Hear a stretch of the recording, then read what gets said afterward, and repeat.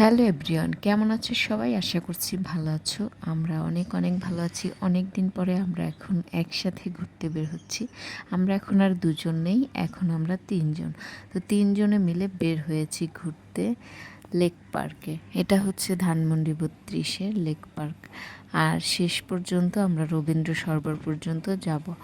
তো মেয়েকে কোলে নিয়ে নিয়ে এর এমন অবস্থা হয়েছে যে ঘামে জামা পুরো ভিজে গেছে। তাও একটু পরে পরে পোস্ট নিচ্ছে আর আমি ছবি তুলে দিচ্ছি। তার ছবি তোলার নেশাটা খুবই বেশি এবং আজকে সে প্রচুর সাজুগুজু করছে, সেটা দেখেই তো বোঝা যাচ্ছে। আর আমি পরেছি একটা শাড়ি, বেশি একটা হাঁটতে পারি না। আর সে যে কোথায় চলে যায়, মেয়েকে কোলে নিয়েও এত দ্রুত হাঁটে যে আমি তাকে খুঁজেই পাই না। এত ভিড়ের মধ্যে তো আমি তাকে খুঁজেই পাচ্ছি না। আর একটু একটু দেখা যাচ্ছে ভিডিওর ভিতরেও, তো কিন্তু তোমরাও সেটা খুঁজে পাবে না। তারপরে অনেকগুলো ছবি তোলার পরে এখন আমরা চলে আসলাম ফুচকা খেতে রবীন্দ্র সরোবর। ফুচকাটা কিন্তু দারুণ টেস্টি ছিল। আর সে খাবে না, কারণ সে ফুচকা খেতে একদমই পছন্দ করে না। তাও আমার থেকে একটা দিলাম। জিনিস একা খেতে একদমই ভালো লাগে না, তার জন্য অর্ডার করলাম মালাই চা।